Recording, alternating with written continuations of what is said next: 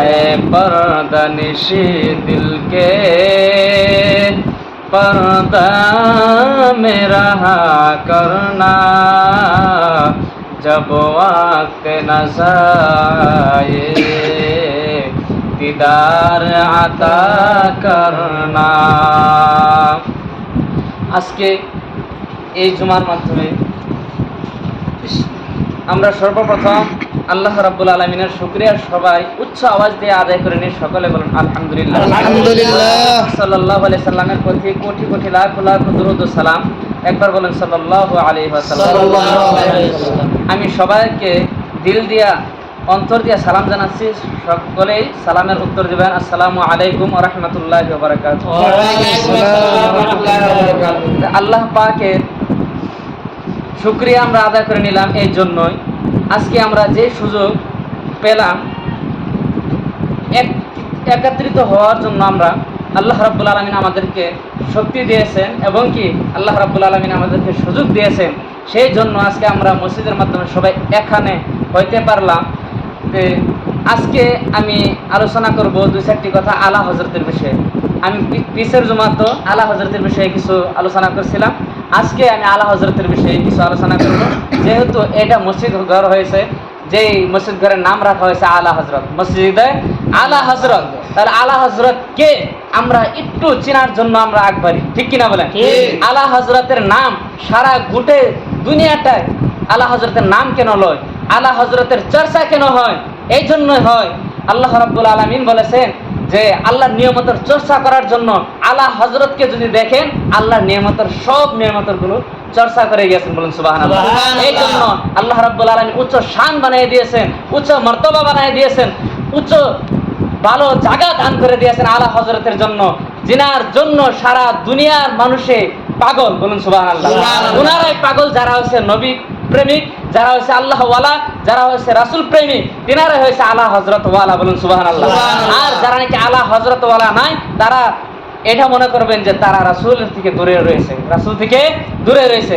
আলা হযরতের কথা শুনে যার গায়ের মাধ্যমে কষ্ট লাগে, আমি বললাম আল্লাহর কসম করে বললাম, ওর দিলের মাধ্যমে নবীজির ভালোবাসা নাই। নবীজির ঠিক ঠিক কেন? আলা হযরত বলেছেন, আল্লাহর কসম করে বলি, আমার দিলটা যদি দুইটা টুকরা করা হয়, দুইটা ভাগ করা হয়, একটা টুকরার মাধ্যমে থাকবে কালিমা লা ইলাহা ইল্লাল্লাহ, আর এক টুকরার মাধ্যমে থাকবে মুহাম্মাদুর রাসূলুল্লাহ। সুবহানাল্লাহ।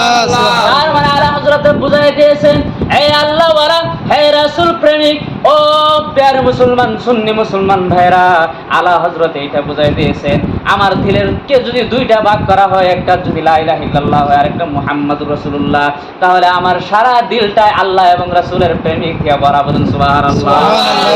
ও মুসলমান ভাইরা আমার, এই জন্য আলা হযরতের শান আমি কথা বলবো। আলা হযরতের শান যদি বলা হয় একটু আমরা শেষ করতে পারবো না। আলা হযরত কেমন ছিলেন? আলা হযরত, ও মুসলমান ভাইরা, আলা হযরতের আদব কেমন ছিলেন? আলা হযরতের আদবের বিষয়ে প্রথমে দুই চারটি কথা বলবো। আলা হযরতের আদব কেমন ছিলেন?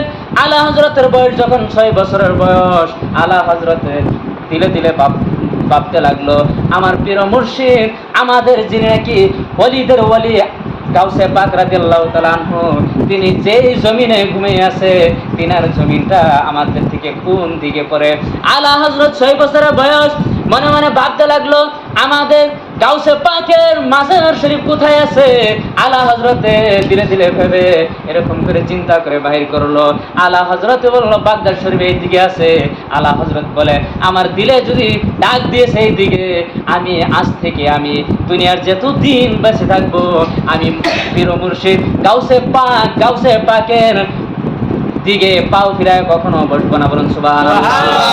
কিন্তু আলা হযরত তিনার কাছে বায়াত হয় নাই, কিন্তু আমি পীর মুর্শিদ এই জন্য বললাম, আলা হযরত বায়াত হয়েছে একজন আল্লাহওয়ালা, তিনি হয়েছেন গাউসে পাকের প্রেমিক। এই জন্য যার কাছে হাত দেন না কেন, কিন্তু গাউসে পাকের কাছে হাত দেওয়া হয়। বলুন সুবহানাল্লাহ। আলা হযরত 6 বছরের বয়সে এত আদব, গাউসে পাক কোন দিকে শুয়ে আছেন, পাও দিয়ে বসে নাই। আর আমার নবীজির আদব কেমন হবেন বলুন সুবহানাল্লাহ। আমি ছোট্ট একটি ঘটনা বলবো।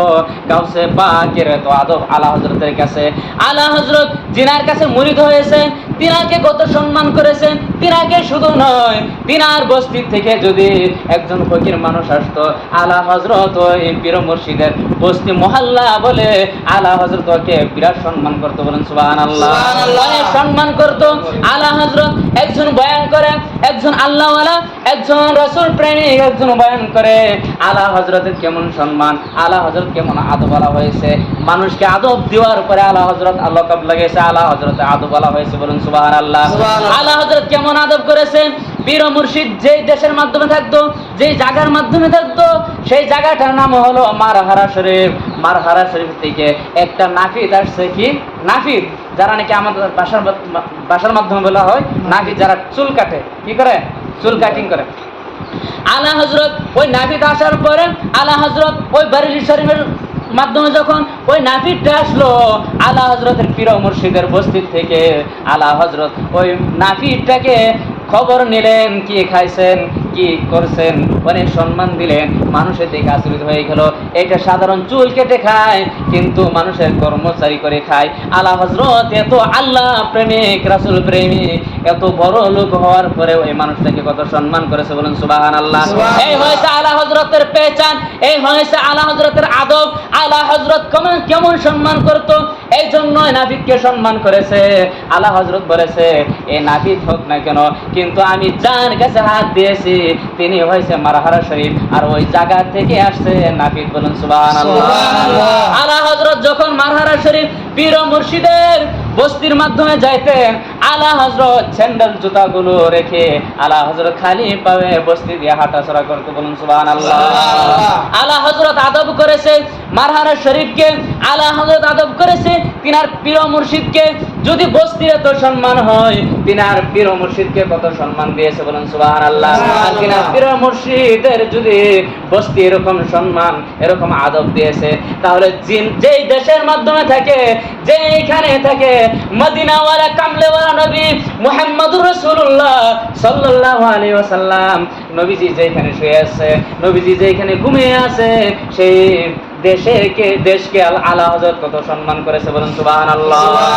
এই জন্য যারা বাতিল ফিরকা, যারা দেওবন্দি, যারা ওয়াহাবি, যারা রফজি, যারা শিয়া, যারা আলা হযরত দেখেছে নবীর শানের খিলাফ করেছে, নবীজির শানের খিলাফ করেছে, নবীজির মুহাব্বতের মাধ্যমে, নবীজির ভালোবাসার মাধ্যমে, নবীজির ইলমে গায়বের বিষয়ে তারা উল্টা কলম চালাইতে আছেন। আলা হযরত ঠিক থাকতে পারে না বলুন সুবহানাল্লাহ। উনি হয়েছেন আলা হযরত। আলা হযরত থাকার কারণে আমরা আলা হযরত এইখানে মসজিদ আলা হযরত বানাইতে পারছি। আর আলা হযরত থাকার কারণে আমরা আলা হযরতের বিষয় শিখেছি বলুন সুবহানাল্লাহ। আলা হযরতের বিষয় নাই, আলা হযরত থাকার কারণে আমরা রাসূলের প্রেম কি জিনিস আমরা বুঝতে পেরেছি বলুন সুবহানাল্লাহ। আলা হযরত কি বস্তু, আলা হযরত কে আছেন? আলা হযরত যদি না থাকতো, আমরা এই আসামের মাধ্যমে আমরা হুজুর সাইদুর রহমানকে চিনতাম না, আমরা হুজুর আব্দুল গনিকেও চিনতাম না। কেন চিনতাম না? ও মুসলমান ভাইরা, অনেক আমাদের মতন লেখাপড়া করার পরেও কিন্তু গনি হুজুরকে, হুজুর আব্দুল গনি আলাইহির রহমাকে চিনে নাই, আলা হযরত কি চিনে নাই, রাসূলের মুহাব্বত চিনে নাই। এই জন্যই আমি বললাম আলা হযরতের কথা শোনার পরে যার নাকি কষ্ট লাগে, আমি বললাম তার দিলের মাধ্যমে রাসূলের ভালোবাসা নাই বলুন নাউজুবিল্লাহ। আমরা ওইখানে